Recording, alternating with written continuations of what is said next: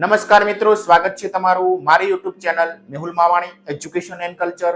મિત્રો, ફરી પાછા ઉપસ્થિત છીએ એક નવા જ્ઞાન, એક નવા અધ્યાય સાથે. તમારા જ્ઞાનમાં ઉમેરો કરવા આજે આપણે શરૂ કરવા જઈ રહ્યા છીએ ધોરણ 8. ધોરણ 8 નો મિત્રો આજે વિષય છે ગુજરાતી. ગુજરાતી વિષયનો એકમ લેવાનો છે મિત્રો 5, જેનું નામ છે ખોટો જવાબ. સુંદર મજાનું ટાઇટલ. અને મિત્રો આ જ એકમના આપણે શબ્દાર્થ, રૂઢિપ્રયોગ અને સ્વાધ્યાય આ ત્રણેય મુદ્દાઓ પર આજે આપણે આ વિડીયોમાં ચર્ચા કરીશું. તો મિત્રો સુંદર મજાનો એકમ છે ખોટો જવાબ. તમારી જોડે ક્ષમતા છે, કૌશલ્ય છે, પણ આત્મવિશ્વાસનો અભાવ છે, તો આપણે ધારું કાર્ય, સંપૂર્ણ સિદ્ધિ મેળવી શકતા નથી. એ આપણને આ એકમમાંથી શીખવા મળે છે. અહીં તો માત્ર તમને પરીક્ષાની વાત કરી છે, પરંતુ તમારા જીવનમાં પણ ઘણી બધી બીજી પરીક્ષાઓ આવશે.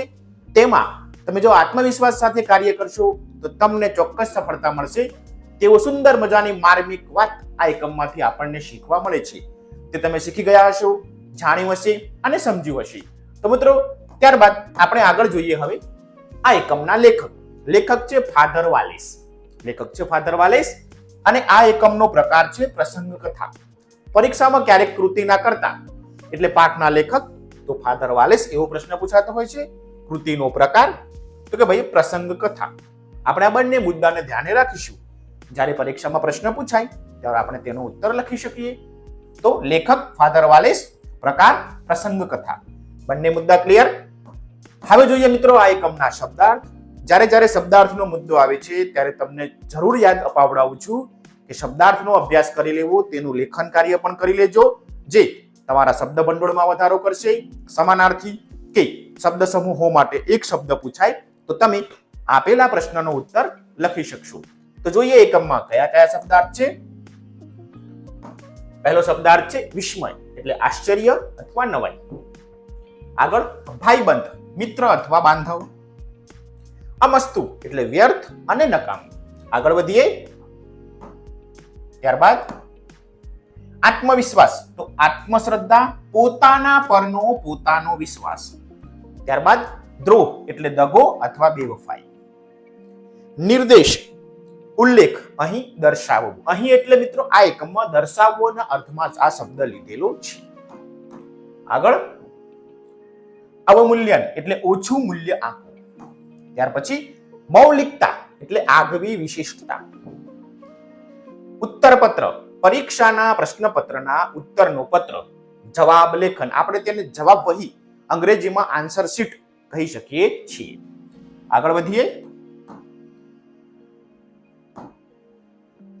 ખાતરી એટલે ભરોસો. તો મિત્રો આટલા શબ્દો આપણને આ એકમમાંથી આપેલા છે. ત્યારબાદ હવે જોઈએ મિત્રો શબ્દ સમૂહો માટે એક શબ્દ. એકમમાં કયા કયા શબ્દ સમૂહો આપેલા છે. તો શબ્દ સમૂહ પહેલો આપેલું છે થોડા દિવસ પછી પાછું આપવાની શરતે લીધેલું. તો મિત્રો એ શબ્દ તો આપણને ખબર જ છે, ઉછીનું. તમે પણ તમારા મિત્રો જોડે ક્લાસમાં પેન્સિલ, રબર વગેરે ઉછીનું માંગતા હશો. આગળ વ્યક્તિની ખાસિયતો અને તેના ગુણ લક્ષણો. તો મિત્રો આપણે તેને કહીશું વ્યક્તિત્વ. સુંદર મજાના બે આપણને શબ્દ સમૂહો આપેલા છે. તમે તૈયાર કરી લેજો, મુહાવરો કરી લેજો, લેખન કાર્ય પણ કરી લેજો. પરીક્ષામાં પૂછાય તો ઉત્તરો લખી શકો. હવે આગળ છે મિત્રો રૂઢિપ્રયોગ. જે પણ પરીક્ષામાં પૂછાય છે આપણે તેનો અર્થ અને વાક્ય બંને મુદ્દાઓને સમજતા જઈએ. તો રૂઢિપ્રયોગ મિત્રો આપણને પહેલો આપ્યો છે ઠંડે કલેજી, જેનો અર્થ થશે કોઈ લાગણી કે સંકોચ અનુભવ્યા વગર નિરાતે. તો વાક્ય પ્રયોગ જોઈએ. કટિયારો ઠંડે કલેજે ઝાડ કાપવા લાગ્યો, શાંતિથી નિરાતે, કોઈ પણ સંકોચ અનુભવ્યા વગર. તો મિત્રો આ રીતે મુહાવરો એટલે કે રૂઢિપ્રયોગ, તેનો અર્થ અને વાક્ય પ્રયોગ આ ત્રણેય મુદ્દા વ્યવસ્થિત લખીશું તો પરીક્ષામાં આપણો માર્ક ક્યાંય કપાશે નહીં. તમારે પણ આ રીતના મુહાવરો કરી દેવાનો. વાક્ય પ્રયોગ તમને મજા આવે તેવું તમે કરી શકો છો. આગળ આનાકાની કરવી, અર્થ હા ના કરવી. વાક્ય પ્રયોગ છોકરો નિશાળે જવા આનાકાની કરવા લાગ્યા. તો મિત્રો આ રીતે સુંદર મજાના વાક્ય પ્રયોગ તમે તમારી રીતે વિચારીને બનાવી શકો છો. આગળ વધીએ. હવે છે સ્વાધ્યાય. સ્વાધ્યાયનો પ્રશ્ન પહેલો છે વાતચીત. જ્યારે જ્યારે વાતચીત આવે ત્યારે આપણે આપણા અનુભવના આધારે ઉત્તરો લખવાના છે, એકમના આધારે લખવાના નથી. તો સમજીએ પ્રશ્ન પહેલો કયો છે. તો મિત્રો પ્રશ્ન પહેલો એવો આપ્યો છે, તમે પરીક્ષા પહેલા કેવી રીતે તૈયારી કરો છો? પરીક્ષા આવી રહી છે અથવા પરીક્ષા આપવાની છે, તો તમે જે રીતે તૈયારી કરો છો તે પ્રમાણે તમારે ઉત્તર લખવાનો. હું જે પ્રમાણે કરું છું તેનો ઉત્તર આ રહ્યો. હું પરીક્ષા પહેલા તમામ એકમોનું પુનરાવર્તન કરી લઉં છું. જે એકમ કે મુદ્દા કચાશ હોય તેમાં મારા શિક્ષક જોડે મહાવરો કરી લઉં છું. સાથે સાથે પરીક્ષા માટે જરૂરી સાધન સામગ્રી પણ તૈયાર કરી લઉં છું. આવી રીતે પરીક્ષા પહેલા તૈયારી કરું છું. એમ તમે કેવી કેવી તૈયારી કરો છો એ તમારે અહીં નોંધવાની છે.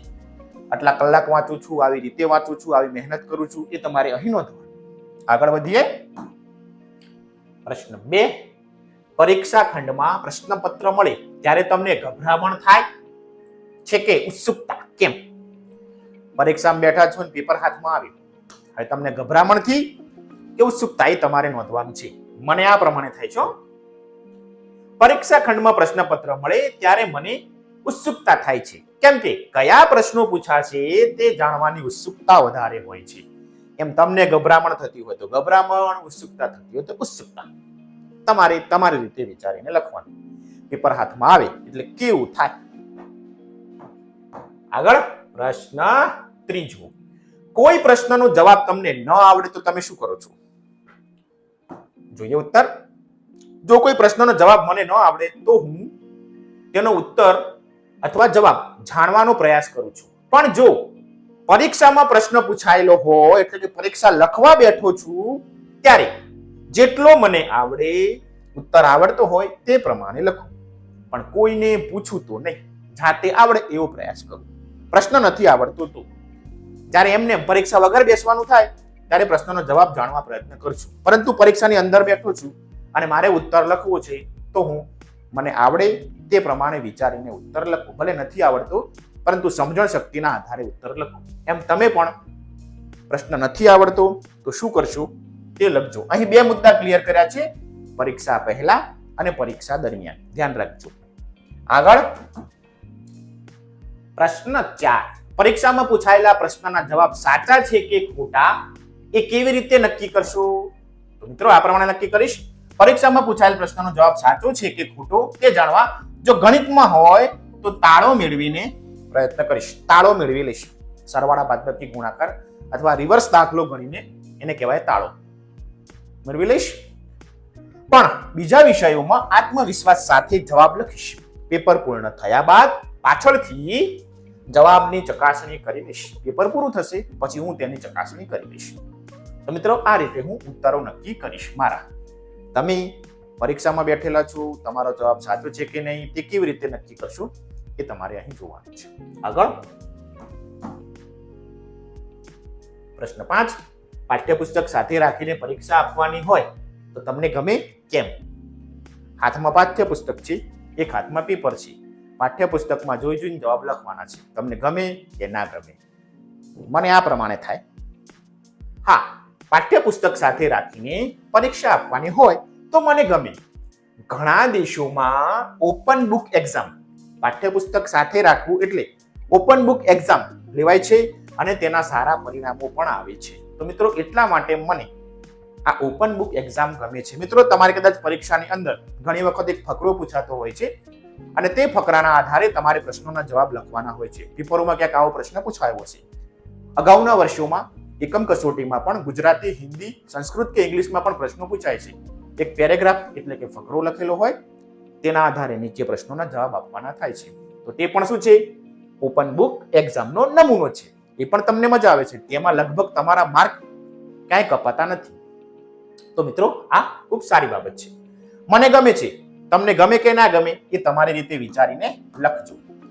હવે જોઈએ પ્રશ્ન 6, તમે કોઈ પણ બાબત માટે નિર્ણય લેતા પહેલા કોઈનો અભિપ્રાય લો છો. શા માટે? મિત્રો તમારે નિર્ણય લેવાનો છે તો તમે તે બાબતે કોઈનો અભિપ્રાય, રાય, વિચાર લો છો કે નહીં? તો જોઈએ ઉત્તર. હા, હું કોઈ પણ બાબતે નિર્ણય લેતા પહેલા મારા માતા પિતા, વડીલો કે શિક્ષકનો અભિપ્રાય લઈ લઉં છું. કારણ કે તેઓ અનુભવી છે આપણા નિર્ણયમાં કોઈ ભૂલ હોય તો તે સુધરી જાય છે. તેમને જીવનમાં ઘણી બધી તડકી છાંયડી જોયેલ છે, માટે તેમનો અભિપ્રાય લેવો જરૂરી છે. તો મિત્રો આટલા માટે જ્યારે કોઈ પણ નિર્ણય લેવાનો થાય તો મારા વડીલો, માતા પિતા કે ગુરુજી એટલે શિક્ષકનો અભિપ્રાય લઈ લઉં છું, જેથી કરીને આપણા નિર્ણયમાં ભૂલ હોય તો સુધરી જાય. એમ હવે તમે નિર્ણય લો તો કોનો અભિપ્રાય લો છો? મિત્રોનો, ગુરુજીનો, માતા પિતાનો, ઘરના વડીલનો, એ તમારે અહીં નોંધવાનું. ચલો આગળ વધીએ. પ્રશ્ન 7. તમારા લીધેલા નિર્ણય માટે તમને બીજાનું સમર્થન મળે તો જ તમે નિર્ણયને યોગ્ય માનો છો કે કેમ? સુંદર પ્રશ્ન. તમે નિર્ણય લીધો એના માટે બીજાનો ટેકો મળે અથવા અભિપ્રાય મળે તો જ તમે તેને યોગ્ય નિર્ણય માનો છો. કેમ? જોઈએ ઉત્તર. ના, મેં લીધેલા નિર્ણય માટે બીજાનું સમર્થન મળે કે ના મળે, પરંતુ હું મારા નિર્ણયને યોગ્ય માનું છું. કારણ કે મેં લીધેલો નિર્ણય મારા માતા પિતા અને વડીલો જોડે ચર્ચા કરીને લીધેલ હોય છે, અને સામેવાળી વ્યક્તિના વિચારો કદાચ જુદા પણ હોય તો આપણા નિર્ણયને સમર્થન ન પણ મળે. તો મિત્રો એટલા માટે હું જ્યારે પણ નિર્ણય લઉં છું ત્યારે વડીલો જોડે ચર્ચા કરીને નિર્ણય લઉં છું. પછી સામેવાળી વ્યક્તિનું સમર્થન મળે કે ના મળે, કેમ કે આપણા અને તેના વિચારો કદાચ સરખા ન પણ થાય તો સમર્થન ન પણ મળે. તો મિત્રો આ રીતે આપણે સુંદર મજાનો આપણા અનુભવના આધારે ઉત્તરો લખવાના છે. 1 થી 7 પ્રશ્નોના તમામ પ્રશ્નો મિત્રો તમે હવે સમજી ગયા હશો. ચલો આગળ વધીએ. હવે છે પ્રશ્ન નંબર 2, જેની સૂચના આ પ્રમાણે છે. ઉદાહરણ મુજબના આત્મ શબ્દથી વધુ શબ્દો શોધી તેનો અર્થ જણાવો.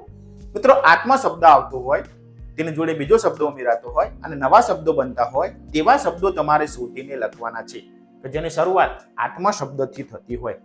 તો મિત્રો આપણા પાઠનો જે હાર્દ છે તે પણ આત્મવિશ્વાસ છે.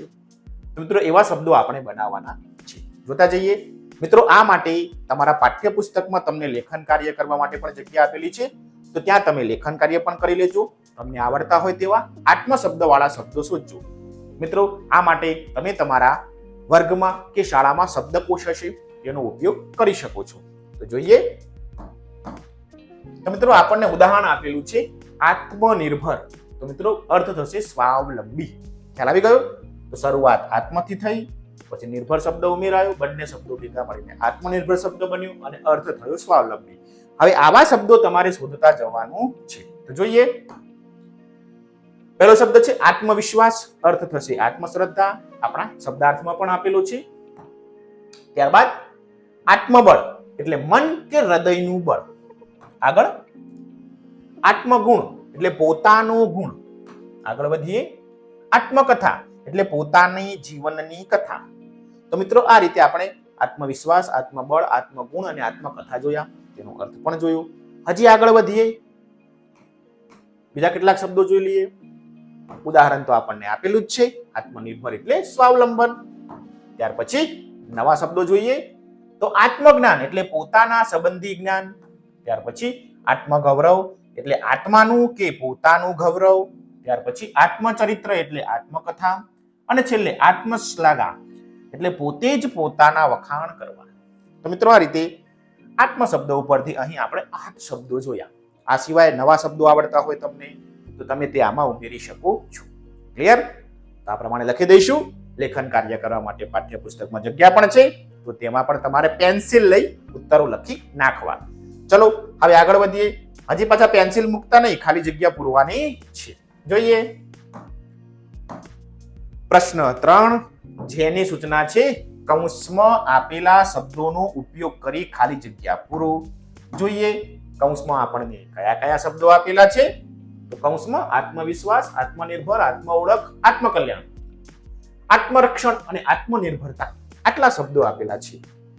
એની નીચે આપણને ખાલી જગ્યા આપેલી છે. આપણે તે ખાલી જગ્યાઓ પૂરતું જવાનું છે. ખાલી જગ્યા પહેલી, દરેક વિદ્યાર્થીમાં પરીક્ષામાં પાસ થવા વિશે ખાલી જગ્યા હોવો જોઈએ. તો તેમાં ઉત્તર લખશું આત્મવિશ્વાસ. તમે અહીં પેન્સિલથી તમારા પાઠ્યપુસ્તકમાં ઉત્તર લખતા જજો. તપસ્વીઓએ પોતાના ખાલી જગ્યા માટે યજ્ઞ કરવા લાગ્યા. આત્મનિર્ભર માટે યજ્ઞ કરવા લાગ્યા. આગળ કન્યા શાળાના મેદાનમાં ખાલી જગ્યા ઊભી કરે એ કયા પિતાને ન ગમે? આત્મરક્ષણ. મિત્રો અહીં તાલીમની વાત છે, ખાસ ધ્યાન રાખશું. કદાચ શબ્દ બંધ બેસતો ના હોય, પરંતુ ઊભી કરે એ કયા પિતાને ના ગમે? મતલબ કે આત્મરક્ષણની તાલીમ લેવાની વાત અહીં કરવામાં આવી છે. તમે આ મુદ્દાને ખાસ ધ્યાન રાખજો. ચોથી ખાલી જગ્યા, પોતાનો પુત્ર પોતાની ખાલી જગ્યા ઊભી કરે એ કયા પિતાને ના ગમે? તો ઉત્તર આવશે આત્મ ઓળખ. તમે અહીં તમારા પાઠ્યપુસ્તકમાં લેખન કાર્ય કરતા જજો. દેશની પ્રગતિનો આધાર નાગરિકોની અને દેશની ખાલી જગ્યા ઉપર છે, તો આત્મનિર્ભરતા. ક્લિયર? તો 5 ખાલી જગ્યાઓમાં આ પ્રમાણે શબ્દો લખી દેજો. તમે તમારી રીતે વિચારીને આ ખાલી જગ્યાઓ ભરી શકો છો. હમણાં જેમ આપણે આત્મ શબ્દો ઉપરથી શબ્દ લખ્યા, એમાંથી મોટા ભાગના શબ્દો અહીં આપેલા છે. ક્લિયર? ચલો હવે આગળ જોઈએ નવો પ્રશ્ન. પ્રશ્ન 4, જેની આપણને સૂચના આ મુજબ આપી છે. નમૂના મુજબના શબ્દોનો પ્રયોગ કરી વાક્ય બનાવવાનું છે. જોઈએ, આપણને નમૂનો આ પ્રમાણે આપેલું છે. ઉદાહરણ છે કાચું પાકું. તો વાક્ય આ પ્રમાણે બનાવેલું છે. ગણિત કાચું હતું પણ વ્યક્તિત્વ પાકું હતું. તો જુઓ, કાચું અને પાકું બંને શબ્દ આવી ગયા. હવે આપણો વારો. ઉલટું સીધું, તેનું વાક્ય આ પ્રમાણે થશે. ચિત્ર ઉલટું દોરેલ હતું પણ લાગતું સીધું હતું. તો મિત્રો આ રીતે ઉલટું સીધું ઉપયોગ કરીને તમને ગમતું હોય તેવું વાક્ય બનાવજો. અહીં મેં ઉદાહરણ પ્રમાણે મારું વાક્ય મૂકેલું છે. તમને ગમતું હોય તેવું વાક્ય તમે લખી શકો છો. ચલો આગળ. જોડ બીજી મુખ્ય ગૌણ. વાક્ય જોઈએ. ગણિત મુખ્ય વિષય હતો પણ લાગતો ગૌણ છે. આગળની જોડ સાચું ખોટું. વાક્ય આ પ્રમાણે બનાવીશું. વાક્ય સાચું હતું પણ લખાણ ખોટું હતું. તો મિત્રો આ પ્રમાણે આપણે બંને શબ્દોનો ઉપયોગ કરી વાક્ય બનાવતા જઈએ. આગળની જોડ સવાલ જવાબ. તો વાક્ય આ પ્રમાણે છે. શિક્ષકે સવાલ પૂછ્યો પણ જવાબ કોઈએ ન આપ્યો. ત્યાર પછીની જોડ ઉપર નીચે. તો વાક્ય તે ઝાડ ઉપર ચડ્યું પણ હું નીચે રહ્યો. તો આ રીતે સવાલ જવાબ આપણે પૂછતા જઈએ છીએ. આગળ વધીએ. આગળ પાછળ. તો વાક્ય તે શાળા જતા આગળ ચાલ્યો પણ છૂટતા પાછળ રહી ગયો. તો આગળ અને પાછળ બંને શબ્દ આવી ગયો. વધુ ઓછું ઉપરથી વાક્ય બનાવીએ. પાણી પીવા વધુ આપ્યું પણ પીધું ઓછું. બંને શબ્દોનો ઉપયોગ કરી આપણે વાક્ય બનાવીએ. ચલો આગળની જોડ જોઈ લઈએ હવે. લાભ ગેરલાભ. તો વાક્ય આ પ્રમાણે બનાવીશું. મોબાઈલથી લાભ પણ છે, સાથે ગેરલાભ પણ છે. તો મિત્રો આ રીતે બંને શબ્દોની જોડ આપેલી છે. બંને શબ્દો વિરુદ્ધાર્થી શબ્દો છે. લાભ ગેરલાભ એવા 8 પ્રકારની જોડ જોઈ અને 8 પ્રકારોના આપણે વાક્ય પ્રયોગ કર્યા. વાક્ય પ્રયોગ તમે તમારી રીતે કરી શકો છો. ચલો હવે આગળ. પ્રશ્ન 5, યોગ્ય જોડકા જોડો. તો આ રીતે આપણે જોડી દઈએ. તમારા પાઠ્યપુસ્તકમાં અલગ અલગ જગ્યાએ આપી છે, ત્યાં તમે પેન્સિલ કાર્ય કરી લેજો. પછી જ્યારે વિષયની બુકમાં લખો ત્યારે આ પ્રમાણે લખજો. પોતાના વિશેનું પ્રશંસાપૂર્ણ આશ્ચર્ય. આત્મકૌતુક. આત્માનો આદેશ. આત્મદેશ. પોતાની જીવન કથા. આત્મકથા. પોતાની જાતને કેન્દ્રમાં રાખનારું. આત્મકેન્દ્રી. પોતે કેન્દ્રમાં હોય તેવું. આત્મકેન્દ્રિત. તો આ રીતે મિત્રો આપણે શબ્દોના ઉત્તરો લખી દઈશું. તમામ શબ્દો આત્માથી જોડાયેલા છે. તેના અર્થ આપ્યા છે આ બાજુ. આપણે સાચો અર્થ તેની સામે લખવાનો છે. ક્લિયર? હવે વધીએ આગળ. નવો પ્રશ્ન જોઈએ. પ્રશ્ન નંબર છે 6, જેની આપણને સૂચના આપી છે. ખરી વાત તો સાવ ઉલટી છે થી હું પોતે હાથમાં લઈને પૂરું અને આખું જીવીશ ત્યાં સુધી વાંચો, અને આપેલી વિગતો ખોટી હોય તો ખોટો જવાબ, અને વિગતો સાચી હોય તો સાચો જવાબ લખવાનો છે. તો જોઈએ મિત્રો, તમે આ ફકરો સૌપ્રથમ તમારા પાઠ્યપુસ્તકમાં વાંચી લેજો. આ ફકરો વાંચ્યા બાદ આપણને 5 જેટલા ખરા ખોટા પૂછેલા છે, પણ ખરા ખોટા લખવાના નથી. ખોટો હોય તો ખોટો જવાબ, સાચું હોય તો સાચો જવાબ લખવાનો છે. જોઈએ મિત્રો કયા કયા વાક્યો આપ્યા છે. તો આપણને આ પ્રમાણે કુલ 5 વાક્યો આપી દીધેલા છે. હવે આપણે આ 5 વાક્યોના ખરા ખોટા જોઈએ. ભલે જવાબ ખોટો હોય પણ હું મારો જ જવાબ રજૂ કરીશ. તો મિત્રો વાત સાચી છે તો આપણે ઉત્તરમાં લખશું સાચો જવાબ. પહેલાનો જવાબ સાચો જવાબ. ચલો, હું બાજુવાળાને પૂછીને લખીશ. તો મિત્રો આ તો વાત ખોટી છે, તો ખોટો જવાબ. મિત્રો આ રીતે તમે લખતા જજો. ત્યારબાદ મારા ગણેલા દાખલાનો જવાબ બીજાએ કહ્યું એ લખીશ. તો મિત્રો વાત ખોટી છે તો ખોટો જવાબ. ત્રીજાનો ઉત્તર આવશે ખોટો જવાબ. ચલો હવે ચોથો મુદ્દો, લખાણ મારું અને સહી બીજાની, એ રીતે જીવન ન ચાલે. તો મિત્રો ફકરામાં ક્યાંક આવી પંક્તિનો ઉલ્લેખ થયેલો છે, તો વાત સાચી છે, તો આપણે ઉત્તર લખશું સાચો જવાબ. ત્યારબાદ છેલ્લો મુદ્દો, મારો દાખલો શરૂ હું કરીશ પણ પૂરો બીજા પાસે કરાવીશ. તો મિત્રો ફકરામાં ક્યાંય આવો ઉલ્લેખ નથી, માટે ખોટો જવાબ. તો આ રીતે મિત્રો આપણે પ્રશ્નોના ઉત્તરો લખતા જઈશું.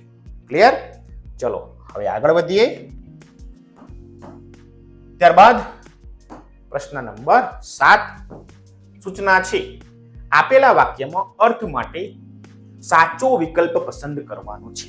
જોઈએ, આપણને એક અહીં વાક્ય આપ્યું છે, દાખલાનો જવાબ જોઈ વિદ્યાર્થીને વિસ્મય થયું. તેના માટે મિત્રો આપણને કુલ 3 વિકલ્પો આપેલા છે. પહેલો વિકલ્પ આ પ્રમાણે છે, દાખલાનો જવાબ જોઈ વિદ્યાર્થીને આશ્ચર્ય થયું, વિદ્યાર્થીએ દાખલાનો જવાબ ખોટો લાગ્યો, દાખલાનો જવાબ ખોટો હોવાથી વિદ્યાર્થી નિરાશ થયો.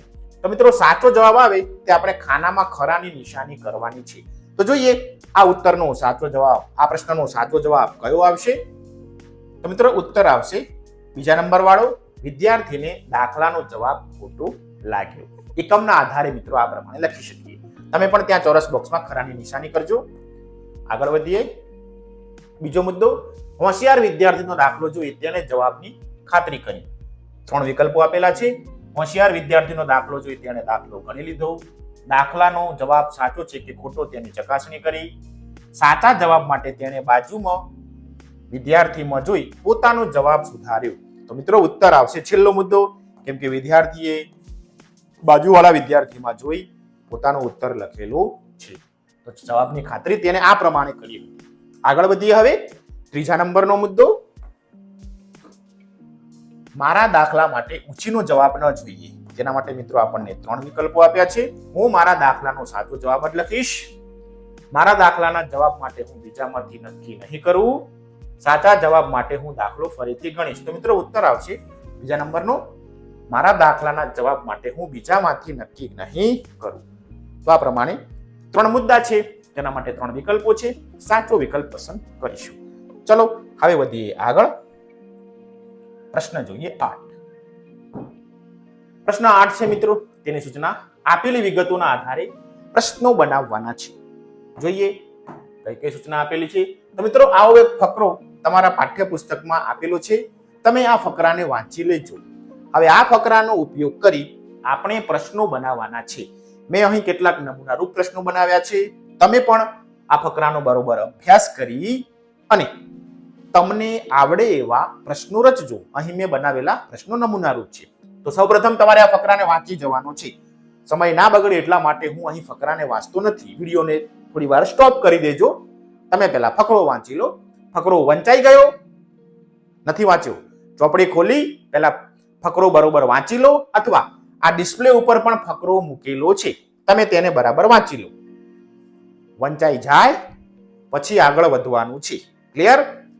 તો લગભગ માની લઉં છું બધાએ ફકરો વાંચી લીધો હશે. વિડીયોને પુશ કરીને સ્ટોપ કરીને. તો પ્રશ્નો આ પ્રમાણે બનાવીશું. કયા શહેરની વાત છે? અંદર આપણે ફકરાના આધારે પ્રશ્નો બનાવ્યા છે. કોલેજમાં કયા વિષયની પરીક્ષા હતી? પ્રશ્નપત્રમાં કેટલા પ્રશ્નોના ઉત્તરો લખવાનું કહ્યું હતું? પરીક્ષામાં પ્રથમ નંબર આવનાર વિદ્યાર્થીનું નામ શું હતું? તો મિત્રો આવા ઘણા બધા પ્રશ્નો બનશે. અહીં ખાલી નમૂનારૂપ 4 પ્રશ્નો મેં લીધેલા છે. તમે પણ આવા ઘણા બધા પ્રશ્નો બનાવી શકો છો.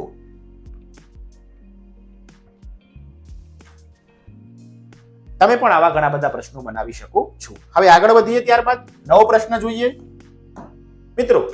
ત્યારબાદ છે પ્રશ્ન નંબર 9, જેને આપણને સૂચના આપી છે, તમને આપેલી વિવિધ પરીક્ષાઓ વિશેના તમારા અનુભવો લખો અને વર્ગ સમક્ષ રજૂ કરો. તો ઉદાહરણ તરીકે CAT, common entrance test, PSC primary scholarship exam, national means cum merit scholarship, NMMS જેવી પરીક્ષાઓ.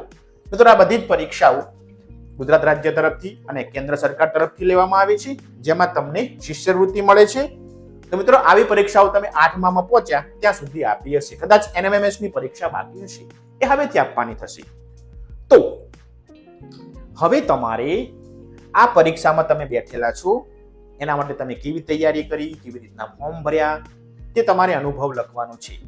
મારા વિદ્યાર્થીઓને હું આ રીતનો અનુભવ કરાવું છું તે મેં અહીં નોંધેલું છે. તમને જેવો અનુભવ થાય એવું તમારે અહીં નોંધવાનું છે. જોઈએ ઉત્તર. મેં 6થા ધોરણમાં PSC ની પરીક્ષા આપી હતી, પ્રાઇમરી સ્કોલરશિપ એક્ઝામ. સૌપ્રથમ શાળાના શિક્ષકે અમારા ઓનલાઈન ફોર્મ ભર્યા. ત્યારબાદ પરીક્ષાલક્ષી માર્ગદર્શન આપ્યું, કયા પુસ્તકો વાંચવા, કેવી રીતના વાંચવા તેની સુંદર માહિતી આપી. હું પણ પરીક્ષાલક્ષી તૈયારીમાં જોડાઈ ગયો. શાળામાં પણ ક્યારેક વિશેષના સમયે પણ શિક્ષક અમને આ પરીક્ષાલક્ષી તૈયારી કરાવતા. OMR શીટ, હોલ ટિકિટ વગેરે અંગે શાળાના શિક્ષકે માહિતી આપી. પરીક્ષા આપવાની ખૂબ જ મજા આવી, પરિણામ પણ ખૂબ સારું આવ્યું. તો મિત્રો આ રીતે ખૂબ જ ટૂંકમાં પરીક્ષાલક્ષી તૈયારી અંગેનો મારો અનુભવ લખ્યો છે. તમને કેવો અનુભવ થયો તે તમારે અહીં નોંધવાનું છે. આગળ વધીએ. પ્રશ્ન 10, પ્રશ્નોના જવાબ લખો. જોતા જઈએ. પ્રશ્ન પહેલો છે, પોતાનો જવાબ સાચો છે કે ખોટો એ જાણવા માટે છોકરાએ શું કર્યું?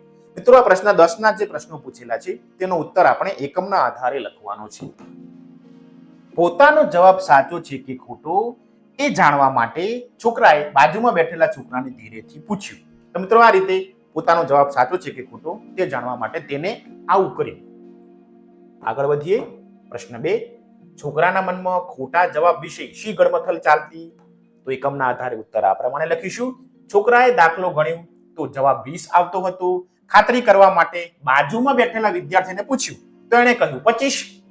છોકરાને જરા વિસ્મય થયું અને તેના મને એટલે મગજે 1 મિનિટ માટે આનાકાની કરી અને અંતે તેણે 20 છેકીને 25 જવાબ લખ્યો. ક્લિયર? આ રીતના ઉત્તર લખીશું. આવી ગડમથલ તેના મનમાં ચાલી. પ્રશ્ન 3, છોકરાને કઈ બાબતનો પસ્તાવો છે અને શા માટે? છોકરાને પોતાનો જવાબ સાચો હતો, છતાંય બાજુવાળા વિદ્યાર્થીના કહેવાથી પોતાનો જવાબ 20 છેકીને 25 લખ્યો. આમ આત્મવિશ્વાસ ગુમાવ્યાનો છોકરાને પસ્તાવો છે. તો મિત્રો તમે સાચા હોય, ઉત્તર સાચો છે તો તમારે તેમાં છેકછાક કરવી જોઈએ નહીં. આત્મવિશ્વાસ હોવો જરૂરી છે. એક આખા એકમનો હાર્દ નિચોડ આ જ છે. આગળ વધીએ. પ્રશ્ન 4, છોકરામાં આત્મવિશ્વાસનો અભાવ હતો એવું શા ઉપરથી કહી શકાય? છોકરાએ પોતાનો જવાબ સાચો હોવા છતાંય ભાઈબંધના કહેવાથી ખોટો જવાબ લખ્યો. આ ઉપરથી કહી શકાય કે છોકરામાં આત્મવિશ્વાસનો અભાવ હતો. ક્લિયર? ખૂબ નાનો પણ સચોટ જવાબ આપણે આ રીતે લખી શકીએ. આગળ. પ્રશ્ન 5, ગણિત પાકું હતું પણ વ્યક્તિત્વ કાચું હતું. એકમના આધારે આ વિધાન સમજાવું. આપણે એકમમાં જોયું છોકરાના ગણિતમાં પ્રશ્નનો ઉત્તર 20 આવતો હતો, સાચો હતો, પણ વ્યક્તિત્વ તેનું કાચું હતું એટલે જવાબ 20 છેકી અને 25 કર્યો. જોઈએ ઉત્તર. આ એકમમાં છોકરાને પોતાનો જવાબ સાચો હોવા છતાંય મિત્રના કહેવાથી સાચો જવાબ છેકીને ખોટો જવાબ લખ્યો. આમ આ પરીક્ષામાં દ્રષ્ટાંત દ્વારા અહીં આત્મવિશ્વાસની વાત કરવામાં આવી છે. ઘણીવાર આપણી પાસે ક્ષમતા અને કૌશલ્ય હોવા છતાં આત્મવિશ્વાસના અભાવે આપણે અપેક્ષિત સિદ્ધિ પ્રાપ્ત કરી શકતા નથી. તેથી કહી શકાય કે છોકરાનું ગણિત પાકું પણ વ્યક્તિત્વ કાચું હતું. ક્લિયર? તો આ પ્રમાણે આપણે સુંદર મજાનો ખૂબ નાનો ઓછા શબ્દોમાં ઉત્તર લખી શકીએ. પ્રશ્ન 6, લેખક પોતાના જીવન માટે કઈ કઈ બાબતો પાકી કરવા વિશે નિર્ધાર કરે છે? તો એકમના આધારે લેખક પોતાના જીવનમાં સ્વતંત્રતા, મૌલિકતા, મક્કમતા અને આત્મવિશ્વાસ પાકા કરવા વિશેનો નિર્ધાર કરે છે. તો એકમના મુદ્દાઓ અંતે મિત્રો આવી જાય છે. આગળ. તો મિત્રો આ રીતે આપણો જે એકમ છે ખોટો જવાબ, તેના સમાનાર્થી શબ્દો, વિશેષણો. તો મિત્રો આ રીતે આપણો જે એકમ છે એકમ 5 ખોટો જવાબ, તેના શબ્દાર્થ, રૂઢિપ્રયોગ અને સ્વાધ્યાયના તમામે તમામ પ્રશ્નો અહીં આપણે વિગતે વ્યવસ્થિત જોયા. તમને ખૂબ જ સરળ ભાષામાં આ તમને સમજાવી દીધા છે. આશા રાખું છું કે દરેક પ્રશ્ન તમને સમજાઈ ગયો હશે અને મિત્રો મારો વિડીયો ગમ્યો હશે. ગમે હોય તો અમારી આ બંને ચેનલને સબસ્ક્રાઇબ કરી લેજો, જેથી નવા વિડીયો લઈને આવું તો તમારા સુધી ઝડપથી પહોંચી શકું. અને વિડીયો કેવો લાગ્યો તે અંગે કોમેન્ટ બોક્સમાં કોમેન્ટ પણ જરૂરથી કરજો. અને કોઈ મુદ્દો ના સમજાયો હોય તો પણ કોમેન્ટ બોક્સમાં કોમેન્ટ કરજો, જેથી નવા વિડીયો લઈને આવું તો તમારા સુધી ઝડપથી પહોંચી શકું અને તમારા પ્રશ્નોના ઉત્તરો આપી શકું. તમારો ખૂબ ખૂબ આભાર.